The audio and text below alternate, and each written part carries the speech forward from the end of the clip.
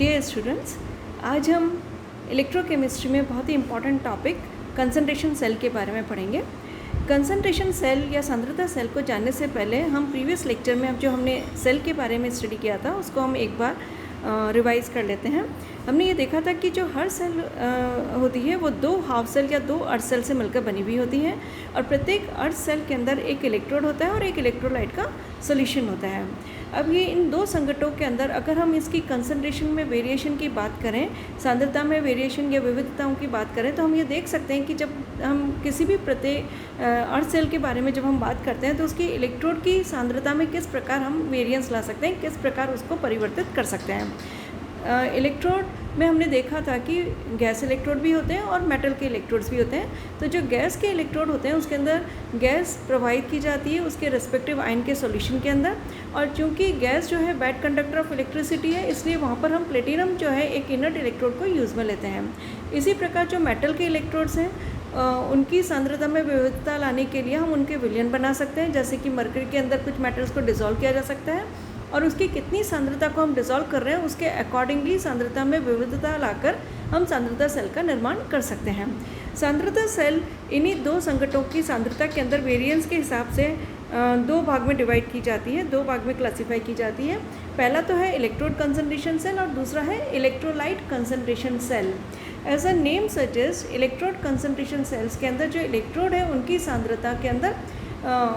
Variance लेकर आएंगे हम, वो डिफरेंट कंसंट्रेशन वाले हम इलेक्ट्रोड यहाँ पर काम में लेते हैं। इनमें भी प्राय दो प्रकार की सेल होती हैं, एक तो होती है गैस इलेक्ट्रोड कंसंट्रेशन सेल और दूसरी होती है amalgam electrode concentration cell. Gas electrode concentration cell के अंदर जैसे हमने अभी एग्जांपल डिस्कस किया था, जैसे कोई भी गैस है उसको हम प्रोवाइड करेंगे उसके विद्युत अपघट्य के विलयन के अंदर और वहाँ पर हम प्लेटिनम का इनर्ट इलेक्ट्रोड काम में लेंगे जो कि उसके कंडक्शन के अंदर हमको हेल्प करता है। जैसे फॉर एग्जांपल यहाँ पर हमने हाइड्रोजन गैस इलेक्ट्रोड लिया है कंसंट्रेशन सेल, तो इसको बनाने के लिए जो दो अर्ध सेल हैं उन दोनों के अंदर हाइड्रोजन गैस जहाँ पर प्रोवाइड की जाती है आयन के विलयन में, तो उस हाइड्रोजन गैस का प्रेशर हम वेरी कर सकते हैं। पहली वाली अर्ध सेल के अंदर हम P1 प्रेशर ले सकते हैं, दूसरी वाली अर्ध सेल के अंदर हम प्रेशर को P2 ले सकते हैं। इस प्रकार इलेक्ट्रोलाइट की, चूँकि इलेक्ट्रोड कंसंट्रेशन सेल है अतः यहाँ पर इलेक्ट्रोलाइट की जो कंसंट्रेशन है वो तो बिल्कुल फिक्स रहेगी, स्थिर रहेगी। विद्युत अपघट्य की जो सांद्रता है वो वेरी नहीं करती है इस केस के अंदर। और इस प्रकार हम देख सकते हैं कि दो भिन्न भिन्न प्रेशर के ऊपर जब हम गैस को प्रोवाइड करते हैं तो गैस इलेक्ट्रोड कंसंट्रेशन सेल बन सकती है। इसी प्रकार दूसरे प्रकार की जो सेल है अमलगम इलेक्ट्रोड कंसंट्रेशन सेल, ये यूजुअली उन मेटल से बनाई जाती है जो मेटल मरकरी के अंदर डिसॉल्व हो जाते हैं। हम जैसा कि जानते ही हैं किसी भी जब भी धातु को अगर हम मरकरी के अंदर डिसॉल्व करते हैं तो वो अमलगम बना लेता है। यहाँ पर हम कुछ एग्जांपल्स इसके डिस्कस कर सकते हैं, जैसे zinc amalgam electrode concentration cell. तो इसके अंदर जो दो हाफ सेल्स हम लेंगे जहाँ पर कि जिंक एज इलेक्ट्रोड वर्क कर रहा है उसको हम मरकरी के अंदर डिसॉल्व कर लेंगे और दोनों हाफ सेल्स की जो दो इलेक्ट्रोड्स हैं जिसके अंदर हमने जिंक को मरकरी के अंदर डिसॉल्व किया उनकी एक्टिविटीज़ जो है वो डिफरेंट रखेंगे, उनकी सक्रियताएं हम अलग अलग रखेंगे। जैसे फर्स्ट हाफ सेल के अंदर हमने जिंक की A1 एक्टिविटी वाले जिंक को अगर हमने मरकरी के अंदर डिसॉल्व किया हुआ है तो दूसरे वाले के अंदर जो सक्रियता हम लेते हैं वो A2 लेते हैं। यहाँ पर इलेक्ट्रोलाइट सॉल्यूशन, जैसे फॉर एग्जांपल जिंक है तो जिंक सल्फेट का सॉल्यूशन है तो इलेक्ट्रोलाइट की सांद्रता जो है वो स्थिर रहेगी। इसी प्रकार कैडमियम को भी हम मरकरी के अंदर डिसॉल्व कर सकते हैं।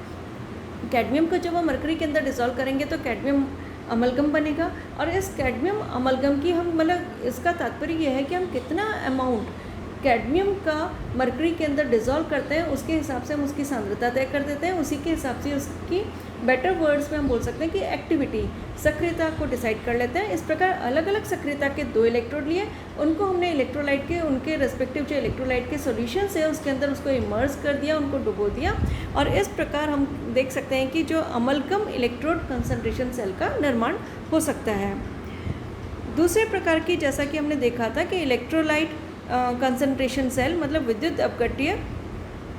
सांद्रता सेल है। विद्युत अपघट्य सांद्रता सेल भी दो प्रकार की होती हैं। पहला तो है electrolyte concentration cell without transference और ट्रांसपोर्ट और दूसरा है electrolyte concentration cell with transference और ट्रांसपोर्ट। इसका तात्पर्य यह है, जैसा कि नाम ही सजेस्ट करता है कि इलेक्ट्रोलाइट कंसंट्रेशन सेल है, मतलब हमने विद्युत अपघट्य की सांद्रता यहाँ पर भिन्न भिन्न ली है। इस स्थिति के अंदर हम इलेक्ट्रोड की जो सांद्रता है वो बिल्कुल स्थिर रखते हैं और विद्युत अपघट्य की सांद्रता जो है वो परिवर्तित करते रहते हैं। लेकिन इसमें भी चूँकि दो इलेक्ट्रोलाइट के सॉल्यूशन, दो हाफ सेल्स हम यहाँ पर यूज़ में ले रहे हैं, तो दो इलेक्ट्रोलाइट की जो सॉल्यूशंस हैं, उन सॉल्यूशंस के जो आयन्स हैं उनका अगर आपस में आवागमन या अभिगमन नहीं हो या अभिगमन हो, इसी के आधार पर हमने दो भाग में बांटा है।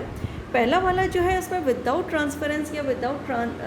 ट्रांसपोर्ट है, मतलब आयन का जो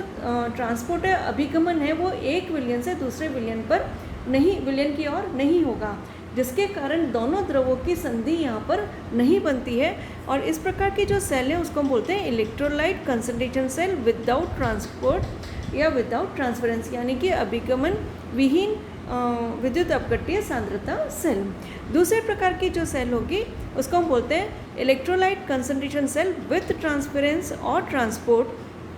यानी कि अभिगमन युक्त विद्युत अपघट्य सांद्रता सेल। इस प्रकार के सेल के अंदर दो विद्युत अपघट्य के जो विलयन होते हैं वो आपस में एक दूसरे के संपर्क में होते हैं, और जब संपर्क में होंगे अलग, क्योंकि हम पहले ही कहा था कि यहाँ पर इलेक्ट्रोलाइट की जो सांद्रता है वो अलग अलग होगी, इस प्रकार दोनों जो विलयन है क्योंकि वो अलग अलग सांद्रता के हैं, जब अलग अलग सांद्रता के दो विलयन अगर कांटेक्ट में आते हैं तो आयनों का अभिगमन स्वतः होता है, और यहाँ पर हम उसको अलाउ भी कर रहे हैं। तो उस स्थिति के अंदर जहाँ पर भी ये द्रव द्रव जुड़ेंगे, जहाँ पर भी इनका जंक्शन पॉइंट होगा, वहाँ पर एक अन्य विभव, एक अन्य पोटेंशियल डेवलप हो जाएगा, जिसको हम बोलते हैं लिक्विड लिक्विड जंक्शन पोटेंशियल, यानी द्रव द्रव संधि विभव। इस प्रकार हम देखते हैं कि यहाँ पर दोनों सेल्स, जो दोनों हमने हाफ सेल्स लिए, उनका तो इलेक्ट्रोड विभव होगा ही होगा, साथ में हमें एक और नया विभव द्रव द्रव संधि विभव जो है उसको भी यहाँ पर ध्यान में लेना पड़ेगा, उसके भी हमें कैलकुलेशन करनी पड़ेगी।